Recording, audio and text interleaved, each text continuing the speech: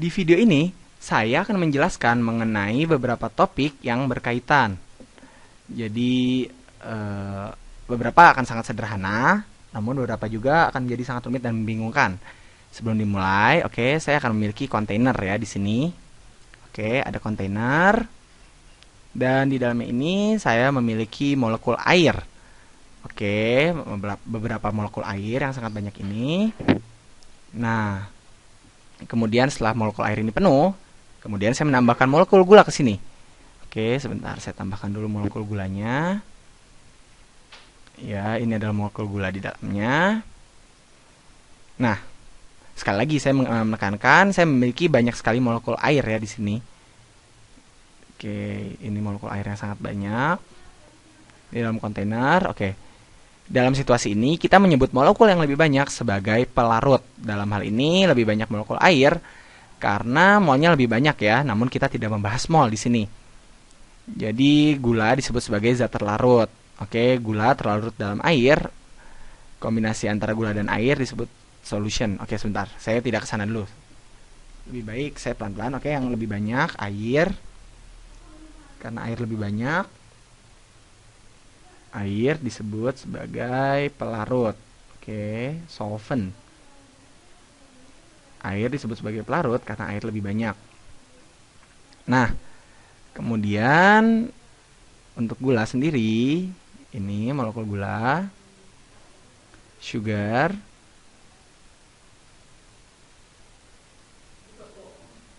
is solute. Gula adalah pelarut.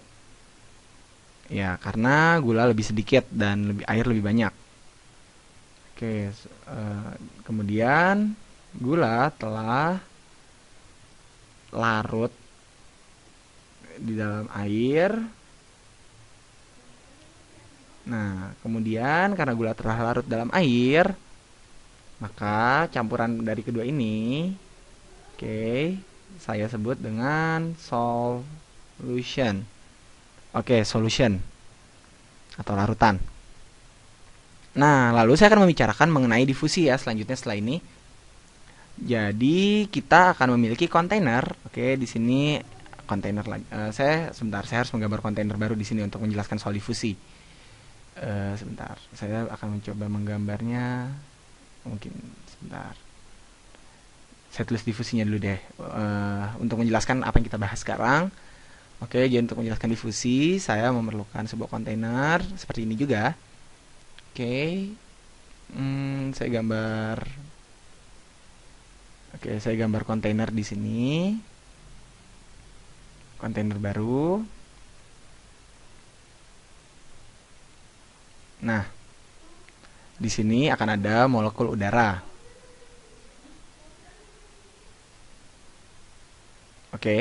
Hanya udara dan ini hanya molekul oksigen ya di dalamnya. Kemudian molekul-molekul ini akan memiliki energi kinetik. Sebentar, ini ingat, ini hanya oksigen. Nah, ini adalah energi kinetiknya dengan arah geraknya masing-masing. Nah, kemudian apa yang terjadi? Molekul-molekul itu akan saling menabrak secara acak.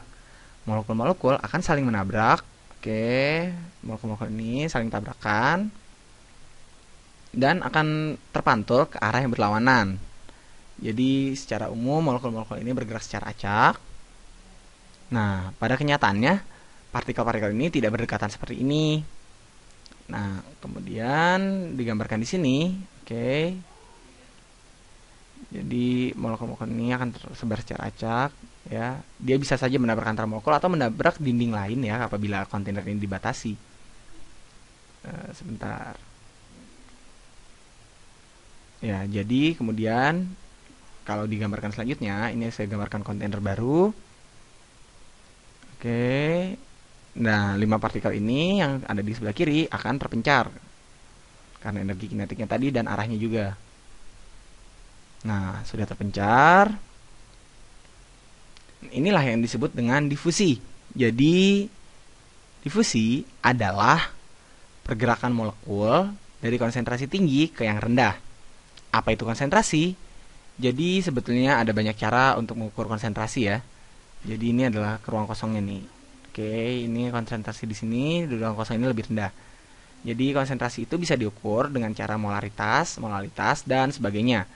Tapi secara umum konsentrasi itu adalah berapa banyak partikel yang kita punya per satuan ruang.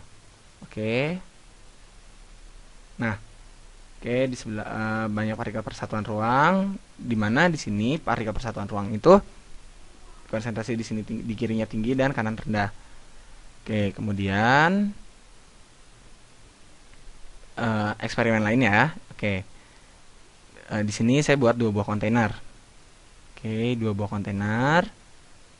Jadi kita kembali ke situasi solution tadi ya. Jadi oke, solution. Oke, ini adalah jembatan. Nah, di sebelah kiri, oke, di sini akan ada molekul-molekul. Oke, celah yang besar. Ini adalah molekul gula maupun molekul air ya. Saya campurkan saja di sini. Jadi ini molekul air dulu yang saya gambar. Sudah. Ini adalah celah ya, celah penghubung. Nah, kemudian oke. Nantinya kemungkinan air berada di molekul air di sisi kiri sama dengan molekul di sebelah kanan ya. Jadi kedua sisi molekulnya sama, jadi tekanannya tidak akan berbeda, jadi tidak akan terjadi apapun. Maksudnya tidak akan terjadi perubahan yang signifikan karena konsentrasi di kanan kiri akan sama. Nah, karena tidak ada tekanan sisi kanan dan sisi kiri, ini merupakan 2 kontainer yang berisi air ya. Nah, sekarang kita masukkan sejumlah zat terlarut. Oke, kita coba masukkan zat terlarut. Mungkin saya coba gula lagi ya di sini. Nah, ini gula, dan gula. Nah, oke, kita masukkan gula di kontainer kiri dan kita lihat ukuran kedua molekul ini. Oke, ini molekul gula ini lebih besar dari molekul kontainer ya, dari ukuran kontainer. Nah, lalu apa yang akan terjadi? Jadi ada energi kinetik pada molekul-molekul ini sehingga molekul ini akan bergerak. Nah, seiring waktu salah satu molekul gula pada sisi kiri akan berpindah ke sisi kanan diakibatkan oleh pergerakan molekul secara acak tadi. Awalnya mungkin dia akan bergerak ke arah kanan. Oke. Lalu masuk ke dalam celah dan akhirnya berpindah ke sisi kiri. Nah, molekul tersebut masih akan bergerak secara acak, jadi ada kemungkinan dia bisa kembali ke kiri lagi. Namun masih lebih banyak partikel gula di sebelah kiri daripada di sebelah kanan. Oke, jadi lebih besar kemungkinannya molekul gula di sebelah kiri pindah ke sebelah kanan. Nah, kemungkinan yang terjadi adalah terjadi pertukaran molekul gula antar kedua kontainer. Pada kali ini, ya saya hanya menggunakan 4 partikel saja. Namun bayangkan apabila triliunan partikel seiring waktu berjalan, partikel-partikel ini akan menyebar sehingga konsentrasi partikel pada kedua kontainer akan seimbang. Dengan contoh 4 partikel tadi, kita akan memiliki 2 partikel di masing-masing kontainer ya. Jadi partikel ini akan berusaha untuk saling menyeimbangkan. Nah, tapi ketika kita melakukannya dengan triliunan partikel, oke, mereka sangat kecil, oke, hal ini pasti terjadi ya. Seluruh proses ini, oke, kita berangkat dari kontainer dengan konsentrasi tinggi ke konsentrasi rendah. Dan kemudian partikel akan menyebar dari kontainer dengan konsentrasi rendah ke kontainer dengan konsentrasi tinggi. Jadi mereka akan berdifusi. Oke, ini adalah difusi. Dan agar kita mempelajari beberapa istilah lainnya yang biasanya digunakan dengan ide mengenai difusi. Oke, ketika memulai bagian ini memiliki konsentrasi yang lebih tinggi, ya, ini higher concentration, ya, dan kontainer sebelah kanan ini sebentar. Dan di sebelah kanan ini lebih rendah, lower concentration. Nah, oke, ada istilah loh sebetulnya untuk hal-hal ini, di mana konsentrasi yang lebih tinggi itu bisa disebut dengan hipertonik.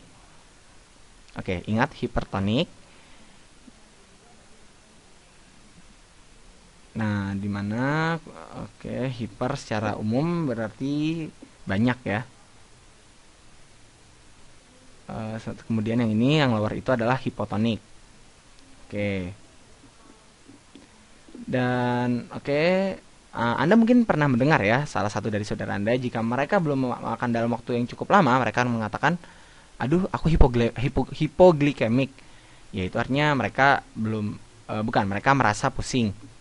Oke, hal itu disebabkan karena tidak cukup gula di dalam aliran darah mereka dan mereka akan pingsan Jika mereka ingin makan ya, Anda baru saja makan permen, mungkin Anda akan hiperglikemik, atau mungkin Anda memang biasanya hiper. Jadi istilah ini merupakan awalan baik untuk diketahui, tapi hipertonik, Anda memiliki banyak zat terlarut. Anda memiliki konsentrasi yang tinggi. Oke. Dan di hipotonik tidak terlalu banyak zat terlarut sehingga Anda memiliki konsentrasi yang rendah. Yaitu intinya adalah pembedaan antara hipertonik dan hipotonik.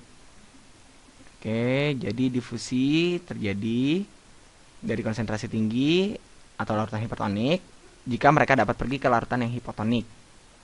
Oke, jadi konsentrasi lebih rendah. Jadi sekarang mari kita lakukan percobaan menarik di sini. Kita telah berbicara mengenai difusi dan sejauh ini kita telah berbicara mengenai difusi dari zat terlarut ya. Nah, secara umum, hal ini tidak terlalu terjadi loh. Jika Anda ingin seumum mungkin ya, zat terlarut adalah apapun yang dimiliki lebih sedikit. Oke, lebih sedikit. Zat pelarut adalah apapun yang dimiliki lebih banyak. Dan pelarut yang paling umum adalah air. Tapi tidak harus air saja, bisa saja alkohol, bisa saja merkuri. Ya, bisa saja seluruh set dari sebuah molekul, tapi air di sebagian besar sistem biologis atau kimia biasanya menjadi pelarut paling khas. Oke, di dalamnya benda-benda lain terlarut, tapi apa yang terjadi ketika kita memiliki terowongan di mana zat terlarut terlalu besar untuk lewat, tapi air cukup kecil untuk melewatinya? Oke, kita harus mencoba memikirkan kemungkinan situasi ini ya. Dalam rangka memikirkan mengenai hal tersebut, saya akan melakukan sesuatu yang menarik di sini. Sebentar. Oke, anggaplah misalnya kita memiliki kontainer di sini. Sebenarnya, saya tidak menggambar kontainernya ya. Oke, kita memiliki lingkungan luar yang memiliki banyak air. Ini adalah lingkungan luar dan di sini ada satu jenis membran yang merah ini. Oke. Air dapat masuk dan keluar dari membran ini. Jadi ini semi permeabel. Nah, permeabel pada air tapi zat terlarut tidak dapat masuk melewati membran. Jadi kita misalkan zat terlarut ini adalah gula ya. Kita punya air di luar dan di dalam membran. Jadi lingkaran kecil-kecil ini adalah molekul air, oke. Dan misalnya kita memiliki molekul gula lagi. Oke, saya hanya pilih molekul gula saja. Sebetulnya kita bisa menggunakan zat terlarut apa aja ya. Jadi kita punya beberapa molekul gula di sini yang hanya sedikit lebih besar atau bisa saja jauh lebih besar. Sebenarnya mereka jauh lebih besar daripada molekul air. Ya, Anda memiliki banyak. Oke, saya hanya menggambar 4 lagi ya, tapi Anda memiliki triliunan molekul tersebut sebetulnya. Oke, Anda memiliki molekul air lebih banyak lagi. Intinya saya hanya menunjukkan di sini molekul air lebih banyak dibanding molekul gula. Dan membran ini adalah membran semi permeabel ya. Jadi permeabel berarti benda tersebut membebaskan zat untuk lewat. Semi permeabel berarti benda tersebut tidak permeabel seutuhnya. Jadi semi permeabel di dalam konteks ini saya mengatakan saya membebaskan air untuk melewati membran. Sementara gula tidak. Karena gula terlalu besar. Jadi jika kita memperbesar membran yang sebenarnya, mungkin membran bisa terlihat seperti ini ya. Oke, ini membrannya. Jadi membran memiliki lubang kecil seperti demikian dan mungkin molekul air besarnya kira-kira seukuran lubang tersebut. Jadi mereka dapat melewati lubang itu, jadi molekul air dapat pergi bolak-balik melalui lubang. Tapi molekul gula besarnya kira-kira sebesar ini. Jadi mereka tidak dapat melewati lubang ini ya. Mereka terlalu besar bahkan untuk bukan ini, jadi mereka tidak bisa bolak-balik melalui ini. Nah, jadi sekarang apa yang terjadi dalam situasi ini? Jadi pertama mari kita gunakan istilah kita.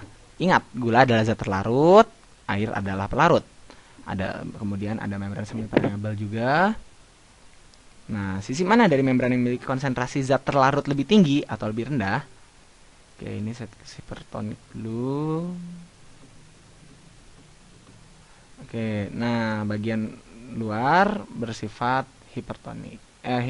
Maaf. Jadi bagian dalam konsentrasi lebih tinggi, bagian dalam bersifat hipertonik dan luar ini adalah hipotonik. Oke, karena konsentrasi yang lebih rendah.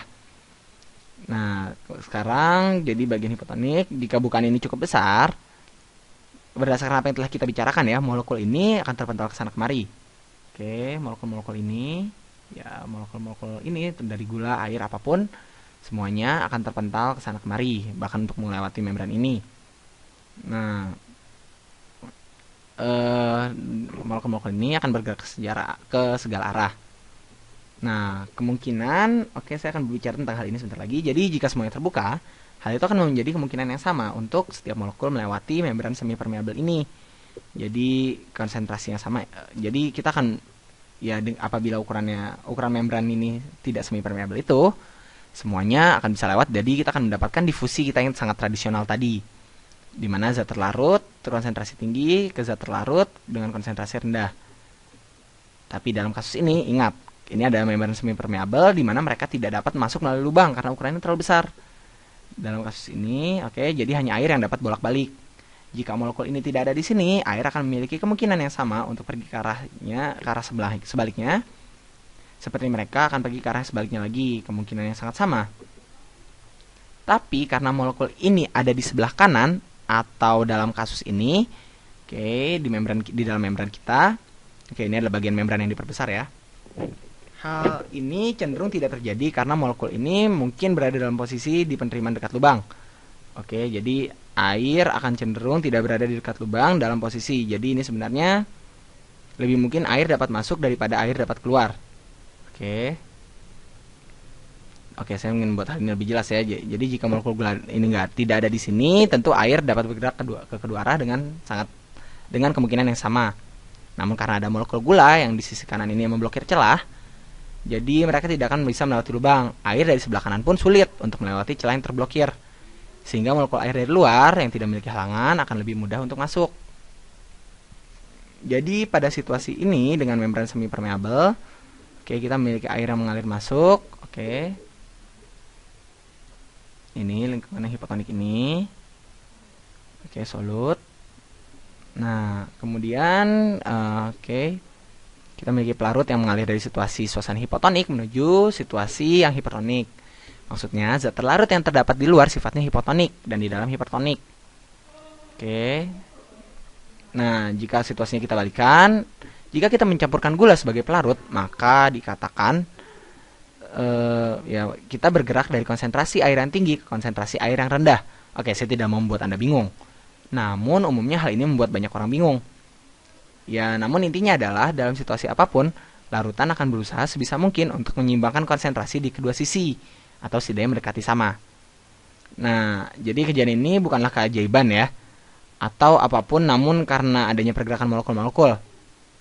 Dalam situasi ini, air dari suasana yang hipotonik memiliki kemungkinan lebih besar untuk masuk ke suasana hipertonik, yaitu dari wilayah yang memiliki konsentrasi zat terlarut yang rendah ke wilayah yang memiliki konsentrasi zat terlarut yang tinggi. Oke, dan apabila membran ini elastis ya atau stretchable, oke, maka semakin banyak air yang masuk dan membran ini akan menggembung. Ya, jadi pada kejadian ini di mana air berfungsi sebagai pelarut, air mampu melalui membran semi permeabel. Inilah yang disebut dengan osmosis. Nah, osmosis, oke. Kalau kita belajar dengan osmosis ya, kalau seandainya kalau dunia ini bisa seperti kita menaruh buku di atas kepala kita, kemudian pelajarannya bisa masuk ke kepala kita seperti osmosis, wah itu akan sangat menyenangkan sekali. Ya, oke, kembali lagi, jadi intinya air melewati membran untuk membuat konsentrasi menjadi seimbang. Konsentrasi rendah di luar dan konsentrasi tinggi di dalam. Jika tidak ada membran, oke, tidak ada membran ini, molekul besar di dalam akan keluar, namun karena adanya membran semi permeabel, molekul-molekul tersebut tidak bisa keluar. Jadi ini berdasarkan sistem, bukan karena sihir. Oke, semakin banyak air akan masuk ke membran semi permeabel untuk menyamakan konsentrasi. Dan misalkan si bagian luar ada sedikit molekul namun konsentrasinya tidak setinggi di dalam ya, kita akan mencapai konsentrasi yang sama karena di bagian dalam volumenya akan membesar karena adanya air yang masuk tadi. Nah, kemungkinan air untuk masuk dan keluar dari membran akan menjadi sama lagi. Oke, karena konsentrasinya telah sama.